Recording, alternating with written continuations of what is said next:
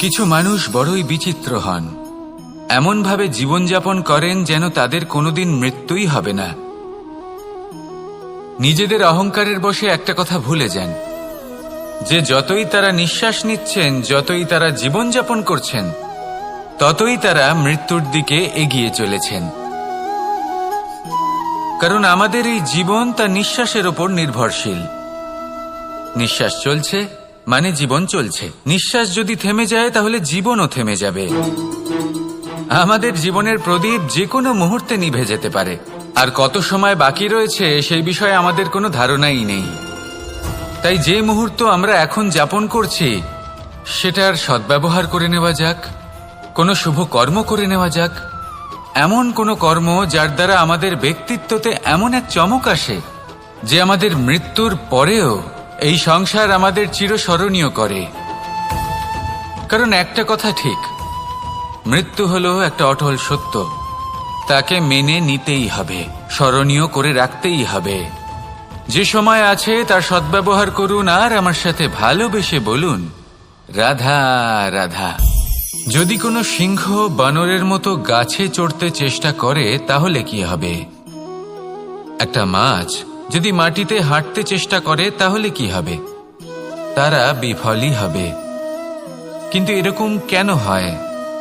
তার কারণ হলো প্রকৃতির রচনা কিছুটা এরকম। এখানে প্রত্যেকটি ব্যক্তিকে, প্রত্যেকটি প্রাণীকে আলাদা আলাদা গুণের অধিকারী করা হয়েছে এবং সকলকে একটা সীমাও প্রদান করা হয়েছে। এবার এই যে বৃক্ষ, পশু, পাখি, এদের মধ্যে সেই ক্ষমতাই নেই যে এরা নিজেদের যাচাই করতে পারবে, নিজেদের সীমাগুলো বুঝতে পারবে, নিজেদের সদ্গুণগুলো চিনতে পারবে। এরা সেটা করতে পারবে না। কিন্তু মানুষ তো আলাদা। মানুষের কাছে সেই বিশেষ শক্তি আছে যে তারা পূর্ণরূপে নিজেদের যাচাই করতে পারবে, নিজেকে পূর্ণরূপে বুঝতে পারবে, নিজের দোষ, নিজের অপগুণ, নিজের সদ্গুণ, নিজেদের সীমাগুলো তারা বুঝতে পারবে। আর এটা অত্যন্ত গুরুত্বপূর্ণ। কথায় আছে যে যদি সাফল্য লাভ করতে হয় তাহলে নিজেকে যাচাই করে নিতে হবে। তাই নিজেকে যাচাই করুন, নিজের সাথে পরিচিত হয়ে যান এবং জীবনে কর্ম করতে থাকুন। সাফল্যের শিখরে অবশ্যই পৌঁছে যাবেন। আর ওখানে যদি যান তাহলে এই মন প্রসন্ন হয়ে অবশ্যই বলবে রাধা রাধা। মানুষের জীবনে সবসময় কিছু না কিছু ঘটে চলেছে। কখনো ভালো কিছু ঘটে, আবার কখনো দুর্ঘটনা ঘটে।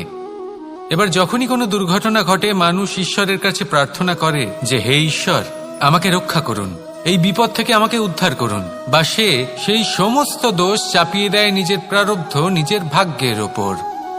কিন্তু যদি আপনি গভীরভাবে ভাবেন তাহলে প্রত্যেক দুর্ঘটনা, বাধা এবং বিপদ আপনার জীবনে শুধু একটাই উদ্দেশ্য নিয়ে আসে, আপনাকে আরো যোগ্য করে তোলার জন্য। যদি আপনাদের একটা উদাহরণ দিই, বর্ষার ঋতুতে যখন প্রচন্ড মাত্রায় বৃষ্টি পড়ে, ছাদ থেকে জল পড়তে থাকে, তখন আপনি নিশ্চিত করে নেন, স্থির করে নেন যে এবার আমি এই ছাদকে নতুন করে বানিয়ে তুলব, আরো শক্তিশালী বানিয়ে তুলব, আরো দৃঢ় বানাবো। আপনার জীবনে যখন কোনো অসুখ করে, তারপর আপনি জীবনে আরো সাবধানী হয়ে যান, আরো সতর্ক হয়ে যান, স্থির করে নেন যে এটা যেন দ্বিতীয়বার না হয়। ঠিক কিনা? এই বিপদ, এই দুর্ঘটনা, এই সংকট, এগুলো জীবনে আসবে আপনাকে আরো শ্রেষ্ঠ করে তোলার জন্য। এবার এটা আপনার ওপর। আপনি একে ভাগ্যের পরিহাস বলে মনে করবেন, নাকি ঈশ্বরের সংকেত মনে করবেন যিনি আপনাকে আরো শ্রেষ্ঠ করে তুলতে চান? সিদ্ধান্ত আপনারই।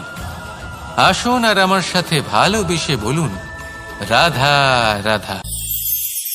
আমাদের জীবনে যখনই আমরা কোনো বড় দায়িত্বের সম্মুখীন হই তখন আমরা তার থেকে দূরে পালাই, আর এই অজুহাত দিই যে না না, এত বেশি ভার বহন করার যোগ্যতা আমার নেই, আমি করতেই পারবো না। দেখুন, এই সংসারে ভিন্ন ভিন্ন ধরনের গাছ আছে, ছোট গাছ, বড় গাছ, কিন্তু বটগাছের মতো বড় এবং নিবিড় গাছ আর একটাও নেই।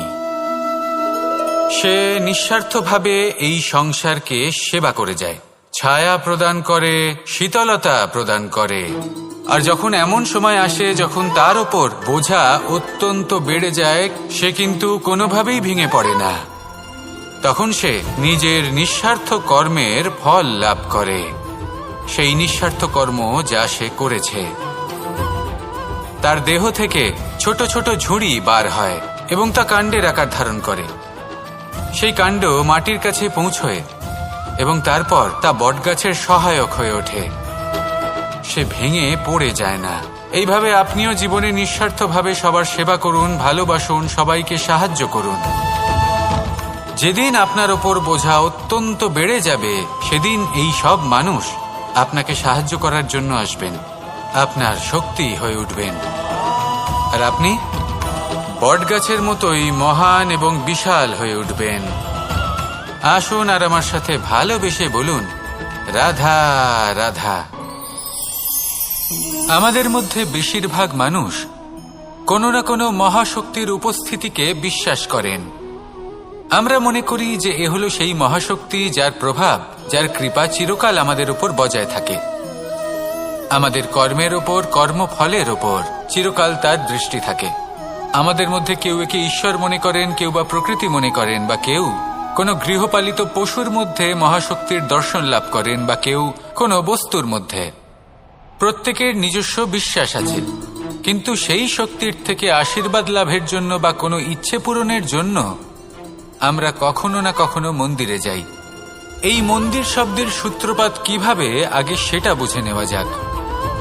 মন্দির এই শব্দের আরম্ভ হল মনের দ্বারা, কিন্তু বেশিরভাগ মানুষ যখনই মন্দিরে যান কোনো ইচ্ছে পূরণের জন্য বা ইচ্ছে পূরণ হওয়ার পরে ধন্যবাদ দেওয়ার জন্য, তখন তিনি শুধুমাত্র শারীরিকভাবে সেখানে উপস্থিত থাকেন। তার মন তো সাংসারিক কাজের মধ্যেই ঘোরাফেরা করতে থাকে, তাই না? তাহলে বলুন, এর অর্থ কি? যদি আপনি মন্দিরে নিজের মনকেই না নিয়ে যান, তাহলে তার কি লাভ হবে? মন্দিরে গিয়ে নিজের মনকে ঈশ্বরের চরণে পূর্ণরূপে সমর্পণ করুন। নিজের মন থেকে ঈশ্বরের আরাধনা করুন, আর এই মন থেকেই বলুন, রাধা রাধা। পাণ্ডবরা বন থেকে এসেছিলেন। ওনাদের কাছে না কোনো ধন ছিল, না কোনো সম্পদ, না বিদ্যা। নিজের পরিশ্রমের দ্বারা ওনারা বিদ্যা অর্জন করেছিলেন, আর তার দ্বারাই সম্পদ অর্জন করলেন আর ধনও অর্জন করলেন। এই পাণ্ডব ছিলেন অত্যন্ত কুশল এবং শক্তিশালী। যুধিষ্ঠির নিজের পরিশ্রম দ্বারা এমন জ্ঞান অর্জন করেছিলেন যে এই সংসার ওনাকে ধর্মরাজ যুধিষ্ঠির অভিহিত করেছিল। দেখতে গেলে পাণ্ডবদের কাছে সবকিছুই ছিল, কিন্তু যখন বিষয় এলো আরো ধন লাভ করার, তখন যুধিষ্ঠির, যিনি পাণ্ডবদের মধ্যে জ্যেষ্ঠ, তিনি সকল পাণ্ডবদের সাথে দ্যুতক্রীড়ায় অংশগ্রহণ করে ফেললেন। এর ফলে না শুধু ধনলক্ষ্মী, ধর্মলক্ষ্মী, বিবেক লক্ষ্মীকেও হারালেন, আর শুধু তাই নয়, নিজের গৃহলক্ষ্মী দ্রৌপদীকেও হারিয়ে ফেললেন। এর কারণ কি? ভুলে গেলেন খুব সহজ একটা কথা, এই সংসারে সম্মান এবং সাফল্য দুটোই পরিশ্রমের দ্বারা লাভ করতে হয়। কিন্তু দ্যুতক্রীড়ার এই খেলা আমাদের ভাগ্যের উপর নির্ভরশীল। এই সংসারে দুটি পথ রয়েছে। একটা পথ যেখানে কর্ম এবং পরিশ্রমের দ্বারা আপনি নিজের পথ নিজেই রচনা করতে পারবেন, আর দ্বিতীয় পথ হল যেখানে এই ভাগ্য এক মুহূর্তে আপনাকে শিখরেও পৌঁছে দিতে পারে, আবার ধূলিসাৎ করে দিতে পারে। আপনি কোন পথ বাছবেন, সেই চয়ন আপনারই। আসুন আর আমার সাথে ভালোবেসে বলুন, রাধা রাধা। একদিকে হলো আঙুর আর অন্যদিকে কিশমিশ। দেখতে গেলে এই দুটোই সবারই খুব প্রিয়, শিশু হোক, যুবক হোক, বা কোনো বৃদ্ধ ব্যক্তিই হোক না কেন। আর দেখতে গেলে এই কিশমিশ, এটা আঙুর থেকেই আসে, তারই অন্য একটি রূপ। কিন্তু কখনো হাটে যান আর গিয়ে জিজ্ঞেস করুন যে এই কিশমিশ আর আঙুর, এই দুইয়ের মধ্যে অধিক মূল্য কার? আপনিও নিশ্চয়ই জানবেন যে কিশমিশের মূল্য আঙুরের থেকে অনেক গুণ বেশি। এবার এরকম কেন হয়? এর পেছনে কি কারণ থাকতে পারে? একদিকে হলো সেই আঙুর যা টাটকা অবস্থায় গাছ থেকে পেড়ে খাওয়া যায়, আর অন্যদিকে হলো কিশমিশ যাকে মাসের পর মাস রোদে ফেলে রাখা হয়। একদিকে আঙুর যা কিনা অত্যন্ত রসালো, আর কিশমিশে কোনো রসই নেই। একটি হলো অত্যন্ত কোমল এবং সুন্দর, অন্যটি অমসৃণ এবং তাতে বিন্দুমাত্র সৌন্দর্য নেই, তাও তার মূল্য বেশি। এইসব কেন হয়? এই কারণেই হয় কারণ সেই আঙুর অনেক মাস পর্যন্ত রোদ সহ্য করে থাকে, কষ্ট সহ্য করে থাকে, তবেই সেই আঙুর কিশমিশে পরিণত হয়। এবার জীবনের কড়া রোদ যাকে সহ্য করতে হয়, তার সাথেও এটাই হয়ে থাকে। তারও মূল্য আপনা থেকেই বৃদ্ধি পায়। আপনার জীবনে আপনার গুণ, আপনার প্রতিভা, তা অত্যন্ত গুরুত্বপূর্ণ। কিন্তু যখন আপনি অভিজ্ঞতা লাভ করেন, তখনই সেই অভিজ্ঞতা আপনার গুণ এবং প্রতিভাকে আরো অনেক বেশি শ্রেষ্ঠ করে তোলে। তাই জীবনের কঠোর রোদের মধ্যেও দাঁড়িয়ে থাকাটা শিখে নিন, সাহসের সাথে কঠিন পরিস্থিতির সম্মুখীন হওয়াটা শিখে নিন। ঠিক এইভাবেই অভিজ্ঞতা লাভ করতে হয়, আর এই অভিজ্ঞতা আপনার মূল্য বৃদ্ধি করতেই থাকবে, করতেই থাকবে। আর তখন এই মন প্রসন্ন হয়ে বলবে, রাধা রাধা। বাল্যকালে যখন আমি মাখন খেতাম, তখন যশোদা মায়ের আমার মাখন খাওয়া নিয়ে কোনো সমস্যা ছিল না। কিন্তু যখন আমি মাখন খেতাম, মাখন চুরি করতাম, তখন যেই প্রকারে বাড়ির পরিচ্ছন্নতা আমি নষ্ট করতাম, তা নিয়ে অবশ্যই যশোদা মায়ের আপত্তি ছিল। আর হবে নাই বা কেন? কথায় আছে যে যদি আমাদের ঘর পরিচ্ছন্ন থাকে, সেখানে লক্ষ্মী বসবাস করে থাকেন, তবেই সেই বাড়িতে সন্তোষ ভাব থাকবে। সেই জন্যই আমাদের যশোদা মা পরিশ্রম করে বাড়ির ভেতর এবং বাড়ির বাহির সবসময় পরিচ্ছন্ন করে রাখতেন। এবার যেইভাবে আমাদের বাড়ি, যেখানে আমাদের পরিবার বসবাস করতেন, সেইভাবেই আমাদের শরীর আর আমাদের আত্মা রয়েছে, যাতে আমরা বসবাস করি। একেও স্বচ্ছ রাখা প্রয়োজনীয়। এবার স্বচ্ছ কিভাবে রাখা যায়? শুধু বাহ্যিক পরিচ্ছন্নতা আর প্রসাধন দ্বারা তা সম্ভব হবে না। জীবনে কিছু কটু অভিজ্ঞতা আমাদের সকলের থাকে। সেই কটু অভিজ্ঞতাগুলির কারণে আমাদের মন, আমাদের আত্মা মলিন হয়ে যায়। এই মালিন্য থেকে আমাদের আত্মাকে মুক্ত করা অত্যন্ত প্রয়োজনীয়। এই স্বচ্ছতা অত্যন্ত প্রয়োজনীয়। আর আমাদের এই মন মালিন্য থেকে মুক্ত হতে পারে শুধুমাত্র প্রেম এবং করুণার দ্বারা। তাই সকলকে ভালোবাসতে থাকুন আর মনের মধ্যে করুণার বোধ জাগ্রত করুন। কারণ যেইভাবে বাড়ি পরিষ্কার থাকলে তাতে লক্ষ্মী বসবাস করেন, সন্তোষবোধ বজায় থাকে, সেইভাবেই যদি মন স্বচ্ছ থাকে, তাহলে তাতে সন্তোষও থাকবে, শান্তিও থাকবে। তাহলে ভালোবাসতে থাকুন, মনের মধ্যে করুণাবোধ জাগ্রত করুন, আর আমার সাথে ভালোবেসে বলুন, রাধা রাধা। অনেকদিন আগে একটা ব্যক্তি ছিল, নদীর ধারে তার একটা ক্ষেত ছিল, খুব সুন্দর একটা ক্ষেত। পরিশ্রম করে সেখানে সে ফসল উৎপাদন করলো। একদিন বন্যা হলো আর সমস্ত ফসল বয়ে নিয়ে গেল। প্রতি বছর বন্যা হতো আর বারবার ওর ফসল বয়ে নিয়ে যেত। সে ব্যক্তি খুব দুঃখী হয়ে পড়ল। সে ভাবল, কেন বারবার আমার সাথে এরকম হয়? তখন একজন ওকে বোঝালো যে প্রতি বছর যখন এই বন্যা আসে, তখন সে তোমার ক্ষেত উর্বর মৃত্তিকা দ্বারা পুষ্ট করে তোলে। তখন সেই ব্যক্তি বুঝতে পারল যে প্রকৃতি ওকে কত বড় একটা উপহার দিয়েছে। প্রতি বছর বন্যা শেষ হওয়ার পরে সে ফসল উৎপাদন করত এবং তাতে 10 গুণ বেশি ফসল হতো। এই সংসারে যতক্ষণ না বৃষ্টির ফোঁটা মাটিতে পড়ছে, ফসল কিভাবে উৎপন্ন হবে? যতক্ষণ না এই সোনা তীব্র আগুনে উত্তপ্ত হচ্ছে, ততক্ষণ সে কুন্দন কি করে হয়ে উঠবে? সেইভাবেই যতক্ষণ না আপনি সমস্যার সম্মুখীন হচ্ছেন, জীবনে সামনে এগোবেন কিভাবে? তাই বিপদ হোক বা সমস্যা, তার সম্মুখীন হন, আর তাও ইতিবাচক মনোভাব নিয়ে। দেখবেন অবশেষে আপনি বিকাশের পথে অগ্রসর হয়েছেন। আসুন আমার সাথে ভালোবেসে বলুন, রাধা রাধা। মোহ আপনার অন্তরের আরো একটা শত্রু। এবার মানুষ প্রেম আর মোহের মধ্যে পার্থক্য বুঝতে পারে না। কিছু মানুষ ভাবে যে মোহর মধ্যে খারাপ কি আছে? যদি কোনো মানুষের তার বাবা মার প্রতি, তার সন্তানের প্রতি মোহ থাকে, তবে খারাপ কি আছে? খারাপ আছে, আর সেটা তাদের জন্য খারাপ হতে পারে যাদের প্রতি আপনার এই মোহ আছে। এবার মোহ আর প্রেমের মধ্যে পার্থক্য আপনাকে বোঝাচ্ছি। মোহ শুধুমাত্র পেতে চায়, সেখানে প্রেম শুধুমাত্র দিতে শেখায়। এই দুই পরিস্থিতিতেই আপনার হাত প্রসারিত থাকে। মোহের ক্ষেত্রে কোনো বস্তু বা কোনো ব্যক্তিকে লাভ করার জন্য, আর প্রেমে শুধুই প্রদান করার জন্য। মোহর বশে আপনার পায়ে বাঁধন পড়ে যেতে পারে। যদি মাতা পিতার তার সন্তানের প্রতি মোহ থাকে, তাহলে তারা তাদের সন্তানকে কখনো দুঃখে, চিন্তায়, যন্ত্রণায় দেখতেই পারবে না।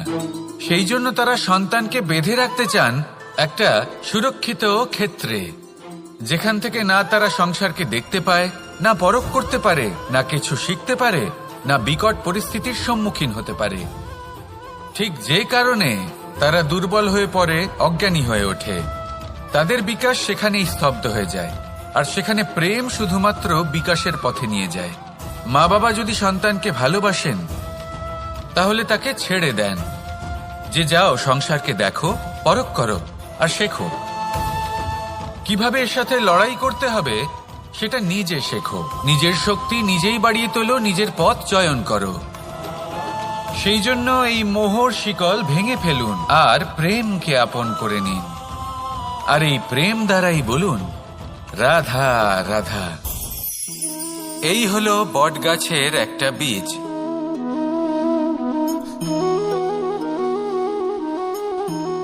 চলুন এটা রোপণ করা যাক। একটু জল দেওয়া যাক।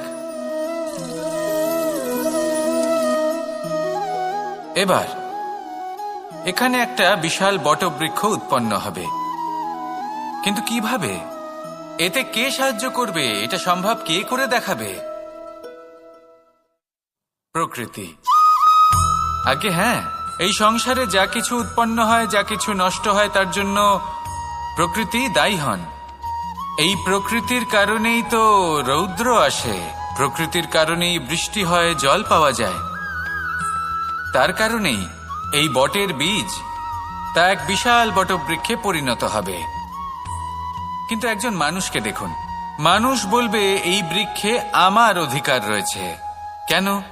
কারণ আমি এই বীজ বপন করেছি।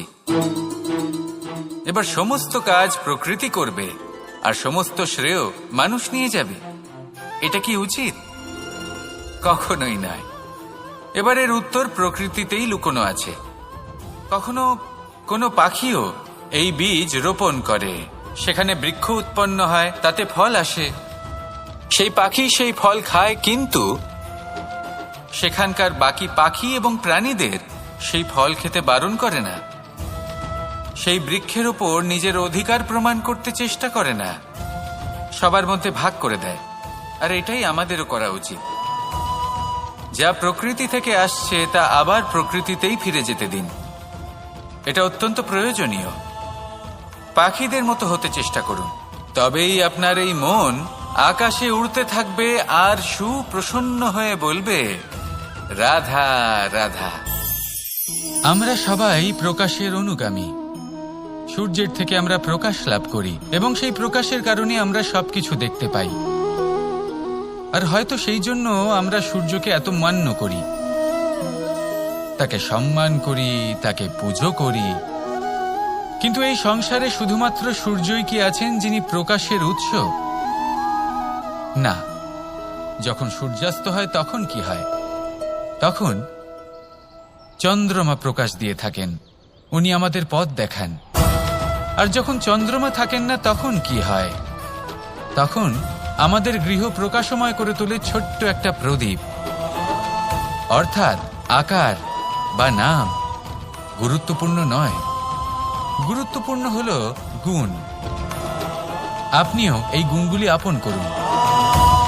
চন্দ্রমা বা প্রদীপের মতো সূর্যের অনুপস্থিতিতেও প্রকাশের কিরণ ছড়িয়ে দিন।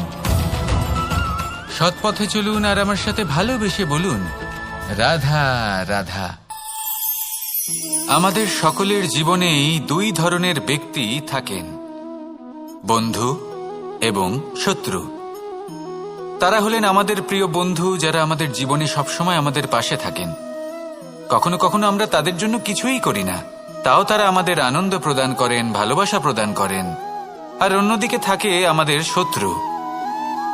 দেখতে গেলে যখন আমরা জন্ম নিই তখন কিন্তু আমাদের কোনো বন্ধু থাকে না, আমাদের কোনো শত্রুও থাকে না। কিন্তু যত ধীরে ধীরে আমরা জীবনে এগোতে থাকি, আমাদের বয়স বাড়তে থাকে, তখন আমাদের বন্ধু আর শত্রু এই দুইয়ের সংখ্যা বাড়তে থাকে।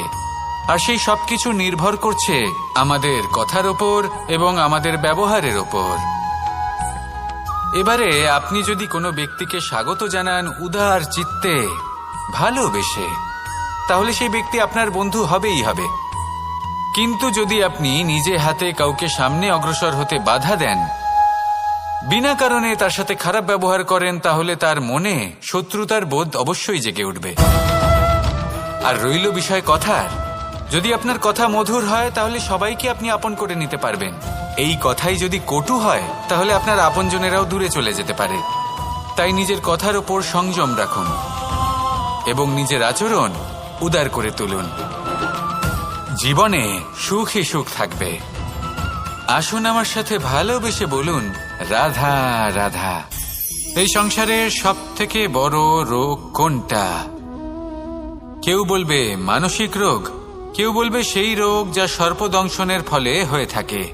এই সংসারে ভিন্ন ভিন্ন ধরনের রোগ আছে এবং তার সাথে ভিন্ন ভিন্ন ধরনের যন্ত্রণাও রয়েছে।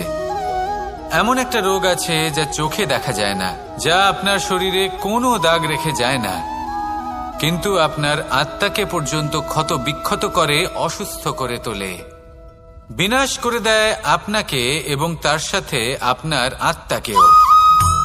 এই অসুখের নাম হল লালসা। লালসা, যে কর্ম সাধন করেছেন তার থেকে বেশি ফল লাভ করার আশা। লালসা, যা আজ আছে তার থেকে অনেক বেশি লাভ করার ইচ্ছে। এই ইচ্ছে এই সংসারে সবার থেকে এগিয়ে থাকার আপনাকে প্রেরণা যোগাবে, কিন্তু তার জন্য আপনাকে অপরাধযোগ্য কাজ করতে উৎসাহিত করবে। আপনার বন্ধু, আপনার আত্মীয়, আপনার পরিবার, এই সবার থেকে আপনি কখন দূরে চলে যাবেন আপনি বুঝতেই পারবেন না। উচিত অনুচিত কোনটা, ধর্ম অধর্ম কোনটা, সব ভুলে যাবেন আপনি। সেই জন্য মনে রাখবেন, নিজের জীবনে যদি আপনি লালসার থেকে নিজেকে দূরে রাখতে পারেন, তাহলে এর অর্থ হলো যে আপনি এই সংসারের সব থেকে বড় অসুখের ওপর বিজয় লাভ করেছেন। আসুন আমার সাথে ভালোবেসে বলুন, রাধা রাধা। বন হলো আমাদের সবারই প্রিয়। সেখানকার সৌন্দর্য, শান্তি, সেখানকার পরিবেশ আমাদের সকলের ভালো লাগে এবং সেখান থেকে আমরা কাঠ পাই, যা সংসারে আমাদের জীবনে আমাদের খুব সহায়ক হয়ে ওঠে। এর দ্বারা আমরা অনেক কিছুই প্রাপ্ত করতে পারি, অনেক বাদ্যযন্ত্র আমরা লাভ করতে পারি। এর অনেকভাবে প্রয়োগ সম্ভব। কিছু কাঠ অত্যন্ত সুগন্ধি হয় যা আমরা ঈশ্বরকে নিবেদন করি, যেমন চন্দন।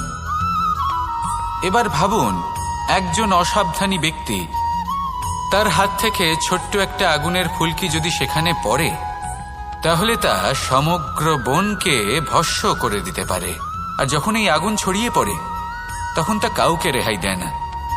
অন্য বৃক্ষকে নয়, পাতাকে নয়, ফলকে নয়, কাঁটাকে নয়, কাউকে নয়, পথে যাকে পায় তাকেই ভস্ম করে দেয়। এই ছোট্ট আগুনের ফুলকি। কিন্তু এই ছোট্ট আগুনের ফুলকি সবার আগে কাকে ভস্ম করে? সেই সকল ছোট ছোট শুকনো পাতা, সেই ছোট ছোট গাছের ডাল। ঠিক সেইভাবেই আপনার জীবনে একজন খারাপ ব্যক্তি এসে হয়তো আপনার সমগ্র জীবন ধ্বংস করে দিতে পারে।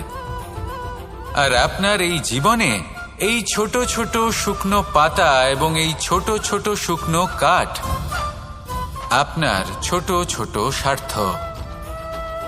আপনার স্বার্থের দ্বারা এই অশুভ ব্যক্তি আপনার মনে অশুভ আবেগ বাড়িয়ে তুলবে এবং আস্তে আস্তে আপনার জীবন শেষ করে দিতে পারে। তাই মনে রাখবেন, এই জীবন অমূল্য। আপনি হলেন অমূল্য। এই জীবন যাপন করুন এবং এই জীবনের কাছে পৌঁছানোর দ্বার আর কোথাও নেই, আপনার কাছেই আছে।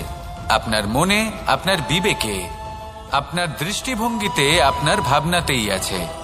এই দ্বারকে খুলুন, জীবন সফল হবে আর ভালোবেসে বলবে রাধা রাধা। অনেক সময় মানুষ অতীতকে দেখেন আর তখন অহংবোধে পরিপূর্ণ হয়ে ওঠেন। কখনো বর্তমানের দিকে তাকান, ভবিষ্যতের দিকে তাকান আর পরিতৃপ্তিতে ভরে ওঠেন। কেন বুঝতে পারেন না একটা সহজ কথা? এই যে সৃষ্টি, এই সৃষ্টি হলো একটা বড় চক্র যা বারংবার আপনার কাছে ফিরে আসবেই। কঠিন থেকে কঠিনতর পরীক্ষায় আপনাকে নিযুক্ত করবে, যাতে আপনাকে উত্তীর্ণ হতেই হবে। যা কাল ছিল তা আজ নেই, এটা সবাই জানেন। যা আজ আছে তা হয়তো কাল থাকবে না, এটাও আপনাকে মেনে নিতে হবে, তাও আবার হাসি মুখে। শান্ত থাকতে শিখুন আর কখনোই মনের মধ্যে অহংকার উৎপন্ন হতে দেবেন না। হতে শিখুন সেই হিমবাহের মতো। হয়তো এই জন্যই এত শীতল থাকে, কারণ ও জানে গতকালও জল রূপে ছিল, আজ বরফ রূপে হয়তো আছে, কিন্তু কাল পুনরায় সে জলেই পরিণত হবে। নিজেকে শান্ত রাখুন। হয়তো আজ আপনি সাফল্যের শিখরে আছেন, হয়তো বা নেই। আপনাকে প্রত্যেক দিন অবশ্যই দেখতে হবে। শুধু নিরন্তর প্রচেষ্টা করতে থাকুন, প্রত্যেক পরিস্থিতির জন্য তৈরি থাকুন আর একে ভারসাম্যে রাখতে শিখুন। আপনার কাল হোক, আজ হোক বা আগামীকাল, আপনার ভালো দিন হোক বা খারাপ দিন, সব পবিত্র হয়ে যাবে। তাহলে আসুন আর আমার সাথে ভালোবেসে বলুন রাধা রাধা। এই সংসারে এমন কোনো পর্বত নেই যা এতটাই উঁচু যে মানুষ তার শিখরে পৌঁছতে পারবে না, তাকে অতিক্রম করতে পারবে না। এই সংসারে এমন কোনো সাগর নেই যা কিনা এতটাই গভীর যেখানে মানুষ তার তলদেশে পৌঁছে ফিরে আসতে পারবে না। একটা ছোট্ট বরফের টুকরো পর্বতের শিখরে গলে গিয়ে বইতে থাকে, আর দেখতে দেখতেই তা মহানদী গঙ্গায় পরিবর্তিত হয়। এর কারণ কি? এর কারণ হলো প্রচেষ্টা, প্রারব্ধ নয়। এই প্রচেষ্টাই সুনিশ্চিত করে যে আপনার প্রারব্ধ কি হবে। এই সমস্ত কিছু হলো প্রচেষ্টা আর প্রারব্ধের খেলা। আপনার প্রচেষ্টা যেরকম হবে, আপনার প্রারব্ধ সেরকমই হবে। আর আপনার প্রচেষ্টা যদি উচ্চ মানের হয়, তাহলে প্রারব্ধকে আপনার সামনে নত হতেই হবে। কি বলেন? তাহলে আসুন আমার সাথে ভালোবেসে বলুন রাধা রাধা। অনেক সময় যখন আমরা কর্ম করি, সাফল্য লাভ করি, কঠিন পরীক্ষায় উত্তীর্ণ হই, বড় কাজ করি, আমাদের মনে হয় এই সংসার আমাদের একটু প্রশংসা করুক, ভালো লাগে। অনেকবার মনে হয় এটা হলো আমাদের কর্মের ফলই বটে, আমরা আনন্দ পাই। কিন্তু যখন আমরা এই প্রশংসা পাই না, তখন কি হয়? আমরা দুঃখী হয়ে যাই, ভেঙে পড়ি। মনে হয় যেন আমার জন্য কেউ চিন্তাই করে না। এমন মনে হয় যেন আমাদের আনন্দে অন্য কেউ আনন্দই পায় না। অনেক রকম ভাবনা আসে। কিন্তু আমি আপনাকে একটা প্রশ্ন করতে চাই। আপনি যে কাজই করেন না কেন, যে কর্মই করেন না কেন, তা কি শুধুমাত্র প্রশংসার জন্য করেন? যদি এরকম হয়ে থাকে, তাহলে সেই ভাবনা এক্ষুনি ত্যাগ করুন। কারণ এই প্রকৃতি আমাদের অন্য শিক্ষা দেয়।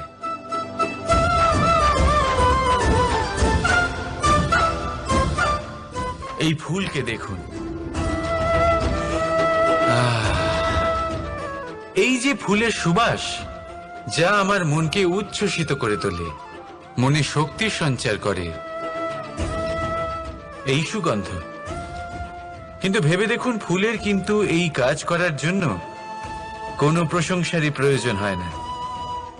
এটাই হলো প্রকৃতির শিক্ষা।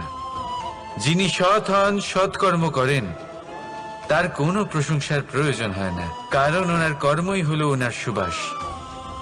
মনে রাখবেন, আতর নকল ফুলে দেওয়া হয়, প্রকৃত ফুলের তার কোনো প্রয়োজন হয় না। সেইভাবেই আপনিও কর্ম করতে থাকুন শুভ চিন্তা নিয়ে। এই মনকে সব সময় শান্ত রাখুন, স্বচ্ছ রাখুন। যদি এরকম করেন, তাহলে আপনার কর্ম এমন সুবাস ছড়াবে যে আপনার জীবনে শুধু এবং শুধুমাত্র আনন্দই থাকবে। তাহলে এই আনন্দ সহকারে বলুন রাধা রাধা। জীবন, এই জীবন আসলে কি?